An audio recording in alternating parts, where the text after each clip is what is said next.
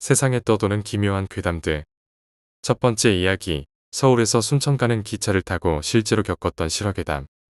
2004년에 배를 가르는 수술을 받은 적이 있습니다. 인생에서 처음이자 마지막인 조금 힘겨웠던 기억인데 그 수술을 받고 나서 몇 개월 동안 기묘한 체험을 했습니다. 저는 전라남도 순천에 살고 있는데 그날은 세미나가 있어 서울에 왔습니다. 다음 날 출근해야 했기에 당일에 다시 순천으로 내려가야 했지만 고속버스 막차를 놓치게 됩니다. 혹시나 해서 서울역에 가니 밤 11시 출발이라는 늦은 시간이긴 했지만 표가 남아 있었습니다. 일단 어머니께서 걱정하실까 봐서 미리 전화를 했는데 고속버스도 야간 운행하는데 왜 하필이면 기차를 타고 오냐면서 염려스러운 듯이 말씀하셨지요. 그때는 별 생각 없이 그저 집에 빨리 가서 조금이라도 쉬어야겠다는 생각뿐이었고 새벽에 도착하면 꼭 문 열어달라고 말씀드리고서 기차를 타러 갔습니다. 같이 세미나를 왔던 언니는 내 측에 앉고 창에 기대기를 좋아하는 저는 창가에 앉았습니다. 1시간 정도 지나자 평택역에 도착했고 잠시 멈추었을 때 화장실에 갔다가 다시 제자리에 앉았습니다. 기차가 다시 출발하자 창밖을 아무 생각 없이 바라보고 있었습니다. 어두울 땐 창밖이 잘 안 보이고 밝은 기차 내부가 더 잘 보여서 그런지 평택역 전까지는 보이지 않았던 40대 후반의 아저씨가 제 옆에 서 있는 것이 반사되어 보입니다. 아저씨는 노숙자 같은 차림에 오랫동안 씻지 않으셨던지 긴 머리가 헝클어져 있습니다. 아저씨가 계속 절 보고 계셔서 시선이 굉장히 신경 쓰였지만 노골적으로 젊은 여자인 제가 쳐다보면 괜히 시비라도 걸까봐 걱정이 들었습니다. 그래서 시선을 마주하지 못하고 슬금슬금 창에 비친 모습을 쳐다만 봤습니다. 그렇게 20여 분이 지났을까요? 고개를 숙이고 있다가 슬쩍 창을 바라보니 아저씨 모습이 사라지고 없습니다. 다행이었습니다. 아무래도 이번 역에서 내리려고 나갔던 것 같았습니다. 그제야 고개를 들고 뒤를 돌아봤지만 아저씨가 없는 게 확실했습니다. 마침 간식 카트가 지나가고 있어서 긴장한 탓에 음료수라도 마실까 했는데 순간 아차 싶었습니다. 깨닫고 보니 온몸에 소름이 끼쳤습니다. 기차 창문에 비친 카트는 제 옆이 아니라 제 옆에 앉은 언니의 옆을 지나가고 있습니다. 대칭이었기 때문에 당연한 것입니다. 그런데 아까 그 아저씨는 창에 비쳤을 때 제 옆에 있었습니다. 아저씨는 창에 비춰진 게 아니라 창 밖에 있던 것입니다. 기차를 따라 공중에 떠서 계속 따라왔던 것입니다. 그러고 보니 기차 안에 서 있었다면 좌석 모퉁이를 잡거나 할 텐데 그 아저씨는 선체로 계속 저를 보고 있었습니다. 너무 놀라서 옆에 자고 있는 언니를 깨워 자초지종을 이야기했는데 언니는 자는 사람 깨워서 웬 이상한 소리냐며 믿지 않았지요. 자정이 넘었지만 너무 놀라서 잠이 오지 않았습니다. 행여나 창 밖에서 그 아저씨가 다시 보일까봐 두 눈을 꼭 감고 순천까지 아무것도 못한 채 가만히 있었습니다.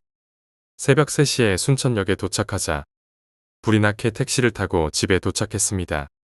택시에서 내리자마자 골목을 헤집고 집으로 뛰어가서 문을 쿵쿵 두드렸는데 문을 두드리자마자 걱정스러운 얼굴로 엄마가 문을 열어주셨습니다.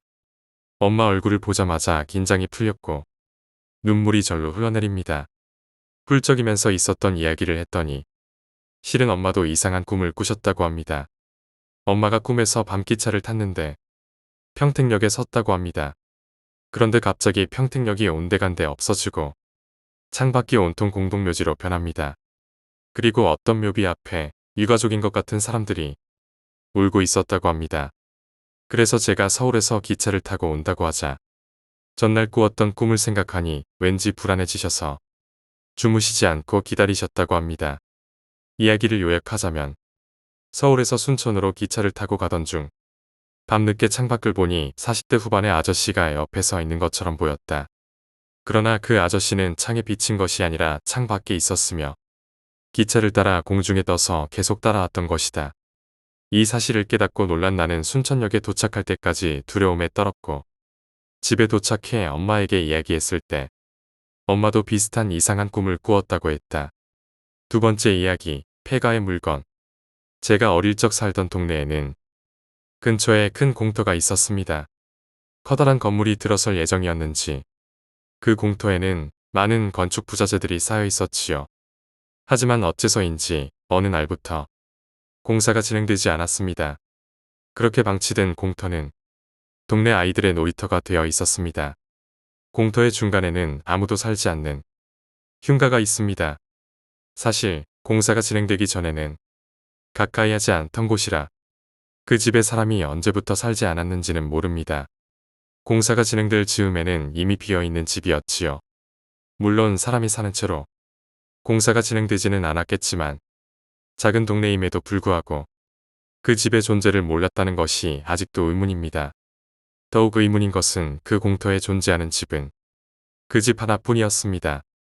그 주위에는 아무도 사람이 살고 있지 않았습니다. 어느 날은 저와 오빠와 동네 남자아이 그렇게 셋이서 흉가를 탐험하기로 합니다. 공사가 진행된 흔적인지 흉가는 사방이 흙으로 둘러져 있는 모양새였고 집안에도 흙이 가득했지요. 다 무너져가는 흉가인 탓인지 대낮임에도 불구하고 묘하게 스산한 기운이 감돌았습니다. 하지만 그렇게 집을 탐험하던 저의 눈에 너무도 예쁜 바비 인형이 눈에 들어오게 됩니다. 어째서 이런 흉가에 이렇게 예쁜 바비 인형이 있었을까요? 아마도 이 집에는 제 또래의 여자아이가 살았나 봅니다. 빨간 드레스를 입고 있는 바비 인형. 너무도 예쁜 얼굴을 하고 있는 바비 인형이 마음에 든 저는 바비 인형을 품에 안고 집에 돌아왔습니다. 그리고 몇 시간이 지난 뒤 우리 세 사람은 다시 그 흉가로 향했습니다. 한겨울 저는 아이들과 종종 불장난을 즐기곤 했습니다. 집에서 각각 감자나 고구마, 밤 등을 가져와서 구워 먹고는 했는데 어릴 적에는 어째서 그렇게 불장난을 좋아했는지 모르겠습니다. 우리가 흉가로 향한 이유도 역시 불장난을 즐기기 위해서였죠. 무너져가는 흉가 안에서 불장난을 하면 아무에게도 들키지 않고 어른들에게 혼나는 일이 없을 거라는 생각을 했기 때문입니다. 흙먼지가 가득한 바닥에서 우리는 나뭇가지와 신문지를 모아 불을 지폈습니다. 그리고 따뜻한 불이 피어오르자 저희는 신나서 그것을 지켜봅니다. 그런데 이상한 일이 일어났습니다. 아무것도 없는 빈방에서 붙인 불이 갑자기 활활 타오르며 크게 번지더니 벽지로 옮겨 붙기 시작했습니다. 분명히 가구도 없는 빈방인데 다른 곳으로 불이 옮겨 붙다니 상식 밖의 일이었지만 그것은 현실로 일어났습니다. 아직 초등학생인 우리들은 너무도 놀라서 흙을 잔뜩 집어던져서 불을 끄려고 발버둥 쳤습니다. 하지만 불은 꺼질 기세를 보이지 않았고 오히려 더욱 크게 타오르게 됩니다. 온 집안이 활활 타오르자 두려운 마음에 흉가를 뛰쳐나왔습니다. 그리고 죽을 힘을 다해서 언덕 위까지 달렸습니다. 언덕 위에서 바라본 흉가는 지옥불에 빠진 듯이 무섭게 타오르고 있었습니다. 몇 분 뒤 신고를 받았는지 몇 대의 소방차가 도착했고 불은 금방 꺼졌습니다. 그 일이 있은 후에는 며칠간 밖에 나올 수 없었습니다. 하지만 어느샌가 그런 일이 있었다는 사실을 잊어가기 시작했습니다. 그렇게 흉가에 대한 일을 잊어갈 즈음 어느 날은 낮잠을 자게 되었습니다. 하지만 얼마 지나지 않아 잠에서 깨어났고 눈을 뜬 저는 몸을 일으키려 했습니다. 그러나 눈꺼풀을 제외한 모든 곳이 움직이지 않았습니다. 내 몸이 마치 내 몸이 아닌 것 같은 묘한 기분입니다. 저는 이것이 어른들이 말하던 가위라는 것을 금세 깨달았습니다. 가위에서 깨어나기 위해 안간힘을 쓰던 저의 눈에 들어온 것은 머리맡에서부터 뻗어오는 하얀 손이었습니다. 그리고 너무 무서웠던 저는 그대로 정신을 잃게 됩니다. 식은땀을 흘리며 악몽을 꾸다가 어머니에게 발견되어 깨어났지만 이후로도 악몽은 끊이지 않았습니다. 꿈의 내용 중 기억나는 것은 여자아이의 미소와 빨간 원피스 그리고 하얀 손품. 자세히는 기억나지 않지만 하얀 손은 언제나 저를 어딘가로 끌고 가려고 했습니다. 어느 날 방 청소를 하시던 어머니가 저를 불렀습니다. 어머니의 손에 들려있는 것은 흉가에서 가져온 바비 인형이었습니다. 아무리 찾아도 나오지 않던 그 인형. 아마도 침대 사이에 떨어져 있던 모양입니다. 인형을 바라본 순간 제 머리에서 강렬한 이미지가 떠올랐습니다. 꿈속에서 나타나던 여자아이, 그리고 빨간색 원피스. 무엇보다도 언제나 머리맡에서 뻗어져 오던 하얀 손. 저는 갑자기 무서워져 울음을 터뜨렸습니다. 그리고 인형을 손에 든 채로 이미 잿더미가 되어버린 그곳을 다시 찾았습니다. 그리고 제 더미에 위에 인형을 올려두고는 죄송합니다. 죄송합니다. 제발 돌아가 주세요. 저한테 오지 말아주세요. 하고 울면서 빌었습니다. 다행히 그 뒤로는 가위에 눌리는 일도, 악몽을 꾸는 일도, 빨간 원피스에 여자아이가 찾아오는 일도 없었습니다. 저의 진심 어린 사과에 마음이 동한 것인지, 아니면 제가 아닌 다른 아이에게로 가버렸는지는 잘 모르겠습니다. 세 번째 이야기, 화재사고 괴담. 제가 중학교 1학년 시절 있었던 이야기입니다. 여름이 가고 가을이 찾아와서 제법 쌀쌀해지고 나뭇잎도 하나 둘씩 떨어지기 시작하던 시기였습니다. 그 시절에는 좋은 학원은 공부를 많이 시키는 힘들다고 소문난 학원들이었습니다. 저희 어머니도 다른 부모님들 사이에서 좋다고 이야기가 돌던 영어 학원으로 저를 보냈지요. 여느 학원들이 그러하듯이 제가 다니던 영어 학원도 수업 후에 남아서 시험을 많이 치게 하던 학원이었습니다. 매번 학원에 한 번 갈 때마다 단어를 1000개 가까이 시험을 쳤습니다.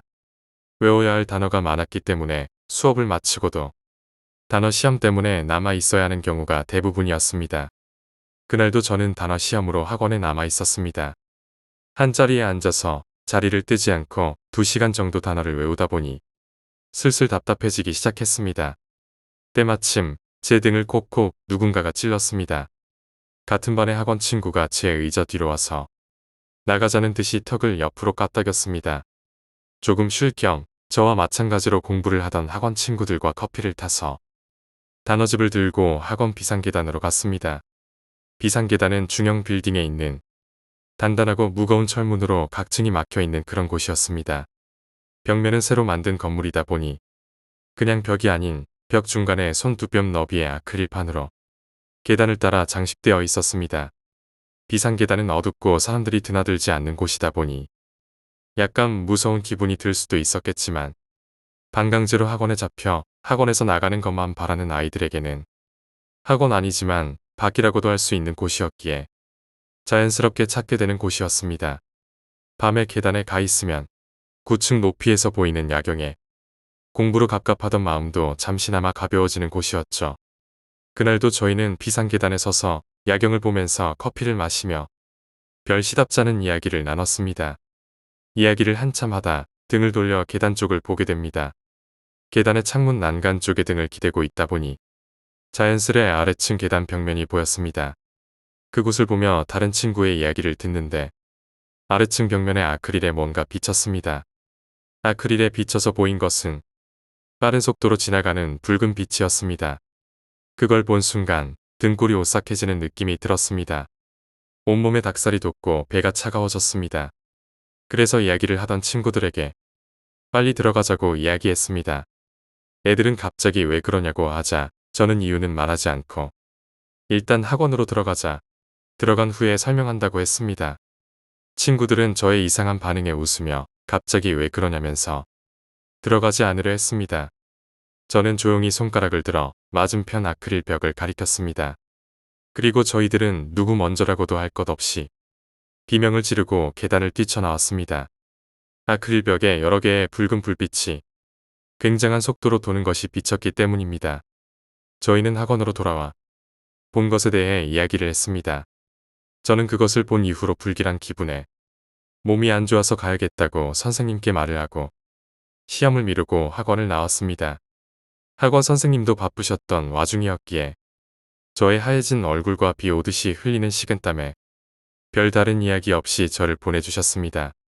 돌아오는 길에 함께 학원을 나온 친구는 자동차 불빛 같은 게 비춘 게 아닐까라고 말했습니다.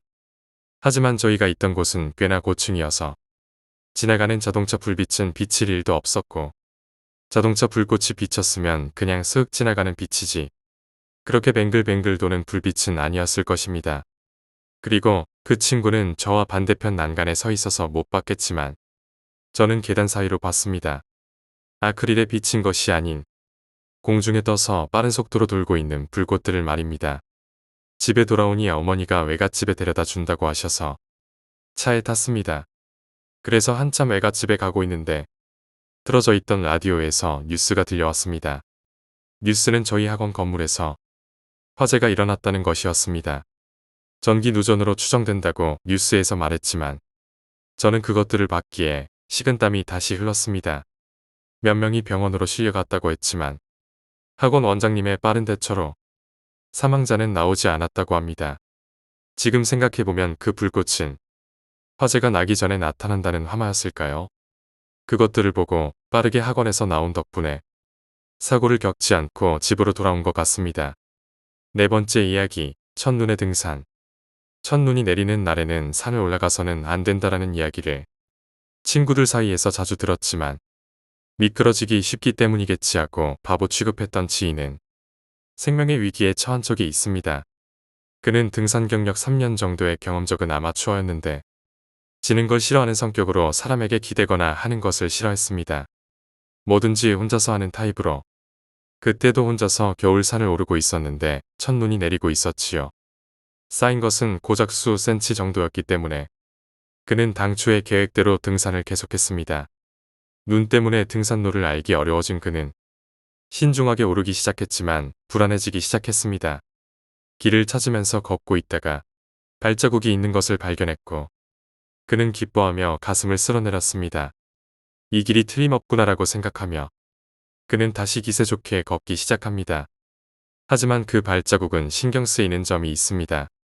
신발의 발자국이 아닌 듯한 느낌이 들었고 적어도 등산화는 아니었습니다. 확실히 너무 가늘고 작았기 때문이죠. 그대로 발자국을 의지해서 오르기 시작했지만 주변의 경치가 조금 다르다는 것을 3년의 경험으로 느끼기 시작했습니다. 등산로라고 하기보다는 짐승길에 가깝고 바위도 여기저기 있었기에 걷기 어려워지게 됩니다. 그 발자국의 기분 나쁜 점도 신경 쓰였기 때문에 돌아가기로 했습니다. 하지만 주변도 상당히 어두워져서 그는 초조해지기 시작합니다. 급하게 자신의 발자국을 의지해서 하산하고 있다가 이변을 눈치챕니다. 아까보다 발자국이 늘어나 있습니다. 올라가고 있던 때에는 한 사람의 발자국 뿐이었는데 지금은 몇 사람분이나 있습니다. 적어도 이번엔 3명의 발자국이 보입니다. 게다가 잘 관찰해보니 맨발자국처럼 보였습니다. 그것을 깨닫고서 등골이 오싹해지며 공포가 엄습해왔습니다. 자신을 맨발에 무언가가 뒤쫓아왔다. 게다가 등산로가 아니다. 그때 그는 지인인 베테랑 등산가의 말을 기억해냈습니다. 첫눈이 내리는 날은 등산해선 안 된다고. 봐서는 안 되는 것이 보이니까. 평소엔 보이지 않는 것이 눈 덕분에 보이는 경우가 있어서 그러면 목숨을 잃을 수도 있다고. 그는 패닉에 빠지기 시작합니다. 어두워지기 시작하고 정체를 알 수 없는 맨발의 발자국. 확실히 헤매고 있었지만 그는 신속하게 발자국을 의지해서 하산하기 시작합니다. 하지만 아무리 걸어도 등산로에는 돌아갈 수 없었습니다. 이제는 완전히 해가 져서 발자국도 분간이 가지 않게 됩니다. 조난이라는 단어가 떠올랐지만 오늘 내에 하산하는 것을 포기하고 야영하기로 결단을 내렸습니다. 야영은 준비를 하지 않았기 때문에 장비 중에서 쓸만한 것은 알루미늄을 입힌 듯한 보온 커버와 성냥 정도밖에 없습니다. 그는 바람을 막아줄 커다란 바위 아래에서 야영하기로 합니다. 상당히 쌀쌀하긴 했어도 눈이 내린 뒤라서 아늑한 밤이었기 때문에 동사할 염려는 없었지만 만일을 위해 잠들지 않기로 했습니다. 야영 준비를 마치자 발자국에 대한 일이 갑자기 떠오릅니다. 그 발자국은 누구의 것일까? 사슴이나 토끼, 아니면 멧돼지겠지. 그는 자신의 기분을 얼버무리듯이 작은 짐승의 발자국이라고 해석하기로 했지만 잠들지 않도록 노력하고 있던 그는 그만 꾸벅꾸벅거리다 잠들고 말았지요. 잠시 후 그는 소리를 듣고 눈을 뜨게 되었고 그것은 무언가가 눈 위를 걷는 소리였습니다. 그 소리는 바위 뒤에서 들리고 있습니다. 지기 싫어하는 성격의 그는 작은 짐승이라고 생각해서 쫓아내려고 큰 소리를 냅니다. 고함을 치니 발소리는 멀리 도망갔습니다. 하지만 수십 분 후 다시 발소리가 멀리서부터 들려왔고 이번에 발소리는 달랐습니다. 한 사람의 발소리가 아니었고 동료를 데리고 온 것입니다. 그는 무서웠지만 용기를 내어 다시 한번 있는 힘껏 고함을 쳤습니다. 발소리는 멈췄지만 조금 있으니 다시 움직이기 시작합니다. 이쪽을 향해서 오고 있습니다. 일이 이렇게까지 되자 녀석들이 인간이라고 생각하지 않을 수 없게 되었습니다. 여러 명의 인간이 이쪽을 향해 오고 있었기에 그는 일찍이 없었던 공포에 휩싸이게 됩니다. 죽으려 앉아서 눈을 감고 기도하기 시작했습니다. 특별한 종교에 속해 있지는 않았지만 어릴 적 할아버지나 할머니가 연불을 외던 것을 어렴풋하게 기억해내면서 보온 커버에 얼굴을 집어넣고 바깥을 보지 않도록 하면서 오로지 엉망진창인 연불을 외웠습니다. 발소리는 여전히 들리고 있었고 점점 가까워지고 있습니다. 밤중에 그 발소리는 계속 들려왔고 마치 그의 주위를 빙글빙글 도는 것 같았습니다. 그는 한숨도 못 자고 반쯤 미쳐버린 상태에서 연불을 외고 있었지요. 아침이 가까워지면서 점차 밝아지는 것을 알 수 있었습니다. 발소리는 점차 멀어지고 있었기에 그는 안도했습니다. 그리고 해가 뜬 것을 느낍니다. 발소리도 완전히 들리지 않게 되기에 그는 조심조심 보온 커버에서 얼굴을 내밀고 주변을 둘러보고는 경악을 하게 됩니다. 주위에는 수십 명의 발자국이 남아 있었습니다. 게다가 전부 맨발의 발자국이었습니다. 그는 피로에 지친 채로 그 발자국을 바라봤습니다. 너무나 큰 공포로 아무것도 생각할 수 없었지만 짐을 꾸리고서 하산하기 시작합니다. 30분 정도 걷자 그 발자국은 도중에 사라졌고 조금 더 걸으니 등산로의 표식이 발견되어 무사히 하산을 합니다. 정신적으로 지나치게 지쳐버린 그는 이를 마지막으로 등산을 그만두었습니다. 5번째 이야기, 미친 직장 선배. 선배는 다른 사람들을 잘 도와줄 뿐만 아니라 일도 꽤 잘하는 편이기에 거래처에서도 알아줄 정도입니다. 다만 조금 이상하다고 해야 할 게 가족을 끔찍하게 아낀다는 점입니다. 부인이나 딸에 관한 이야기가 나왔다 하면 멈출 줄을 몰랐지요. 휴일날 아침부터 가족이랑 뭘 하고 보냈다느니 어디에 다녀왔다느니 사진까지 들이밀며 자랑을 했습니다. 그것뿐이라면 그냥 오지랖 넓은 아버지고 어디에나 있을 법한 팔불출이거니 하고 넘어갈 것입니다. 하지만 문제는 선배의 부인과 딸은 이미 세상을 떠났다는 점이었습니다. 그러나 그것 말고는 별 문제도 없고 좋은 사람이었기에 회사 내에서는 다들 쉬쉬하고 넘어갈 뿐 별다른 언급을 피하고 있습니다. 그리고 어느 해 송년회 날이었습니다. 그 해는 회사 실적이 좋아서 송년회도 호화롭게 치러졌습니다. 선배 역시 잔뜩 신이 났고 평소와는 달리 과음하게 됩니다. 결국 선배는 걷기는커녕 의자에 앉아있기도 힘들 정도로 술에 떡이 되었지요. 그런 상태니 혼자 집에 돌려보낼 수 있을리 만무해서 근처 숙소에서 묵고 가라고 권했지만 선배는 집에서 가족이 기다린다면서 막무가내로 집에 가겠다는 말 뿐이었습니다. 어쩔 수 없이 사장님의 명령으로 나와 다른 동료 한 명이 선배를 집에 데려다 주게 됩니다. 동료는 술을 못 마시는 체질입니다.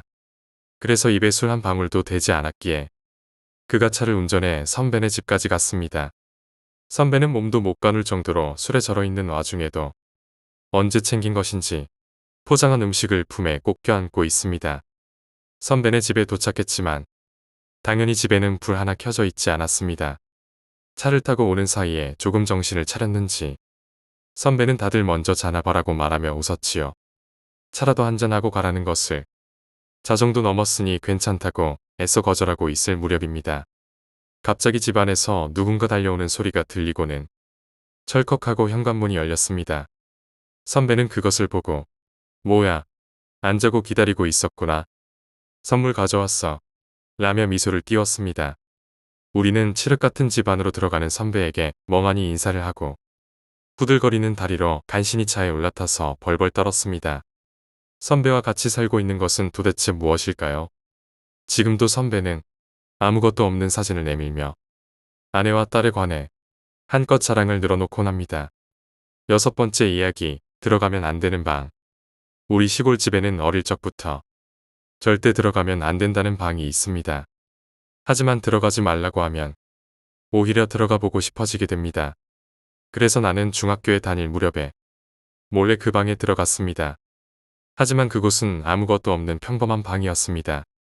딱히 이상한 분위기가 감도는 것도 아니었고 창문으로는 햇빛도 들어오기에 무서울 것은 아무것도 없었지요.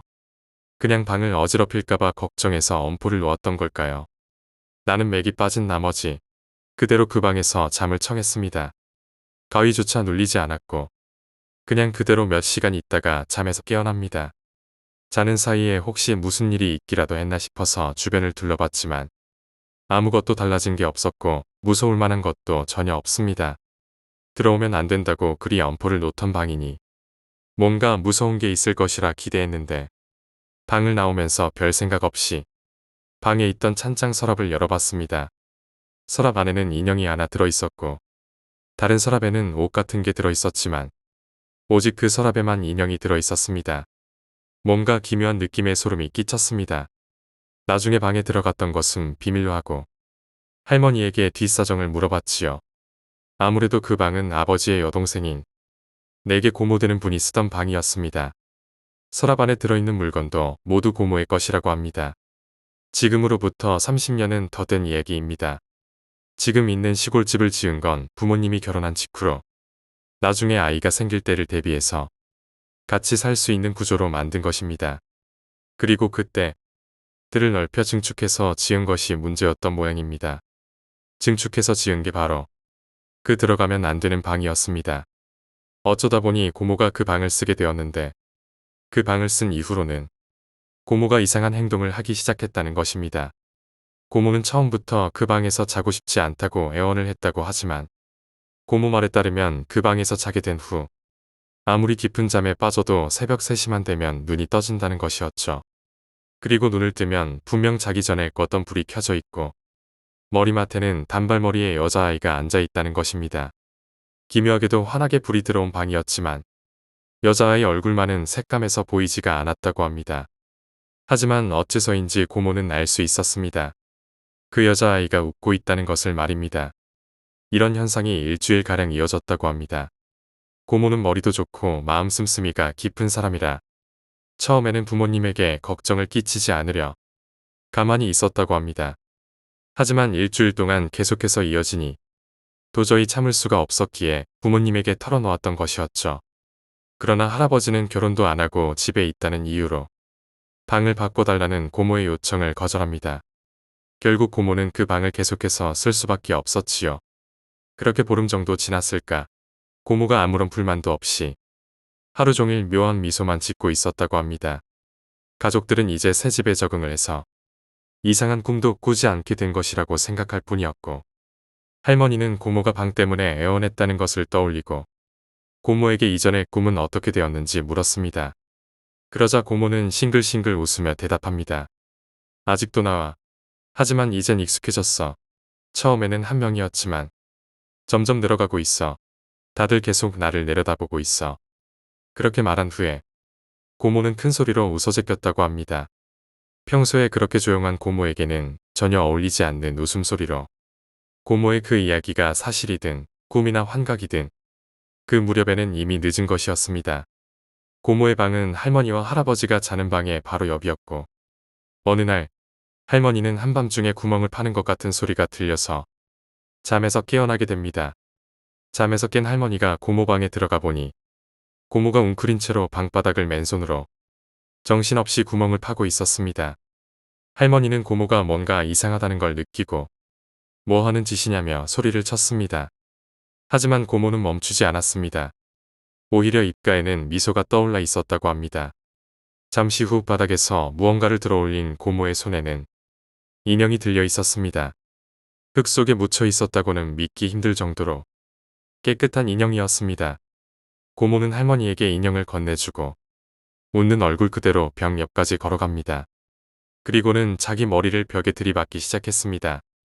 할머니가 얼이 빠진 사이에 고모는 계속해서 자기 머리를 벽에 들이받았습니다. 할머니는 당황해서 고모를 뜯어말리려 했지만 고모는 엄청난 힘으로 할머니를 밀어버렸다고 합니다.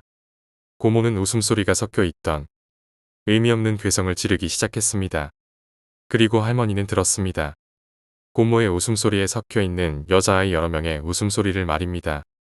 고모는 그대로 10분 넘게 머리를 벽에 들이받다가 갑자기 우뚝 서더니 그대로 뒤로 넘어졌다고 합니다. 무슨 장난감이 쓰러지는 걸 보는 것 같았어. 할머니는 그렇게 회상합니다. 잠에서 깨어난 할아버지가 구급차를 불렀지만 이미 돌이킬 수 없는 상태였지요. 고모의 두 개골은 모두 박살이 났지만 할머니의 이야기를 듣고도 의사는 믿지 못했습니다. 자기 혼자 그 지경이 되도록 머리를 들이받았다는 것은 의학적으로 불가능하다는 것이었습니다. 할머니는 살인 혐의까지 몰릴 수 있었다고 합니다. 이 지경이 되자 할아버지도 그 방에 뭔가 있다는 생각이 들었던 것인지 아니면 딸을 죽게 놔둬버린 죄책감 때문인지 절에서 스님을 모셔왔습니다. 그리고 그 스님은 그 방에 들어서자마자 토해버렸다고 합니다. 이 방은 옛날에 유산되거나 역병으로 죽은 아이들을 한 곳에 모아서 묻은 자리 위에 지어진 것 같다는 것이었습니다. 엄청난 수의 아이 귀신들이 그 자리에 모여 있다고 합니다. 절대로 이 방을 산 사람이 쓰면 안 됩니다. 스님은 하얗게 질린 얼굴로 신신당부를 합니다. 할머니는 고모가 파낸 인형을 건네며 공양을 부탁했지만 거부당했지요. 그런 물건에 어중간하게 공양을 올려봐야 역효과만 일어날게요. 내다 버리거나 태우거나 알아서들 하세요. 그 후에는 자주 들어봤을 법한 괴담의 정석입니다. 분명히 쓰레기장에 내다 버렸던 인형이 어느새인가 서랍 안에 들어와 있고 태우려 해도 불이 옮겨 붙지를 않고 오히려 아버지에게 불똥이 튀어서 화상을 입었다고 합니다. 결국 어쩔 수 없다는 생각에 그 서랍에 집어넣어 버리고 방을 통째로 쓰지 못하게 막아버렸다는 것입니다. 고모의 비참한 죽음이 얽혀있기에 이유는 알려주지 않았던 것 같습니다. 그런데 그 불길한 인형이 저의 손으로 밖으로 나오게 됩니다.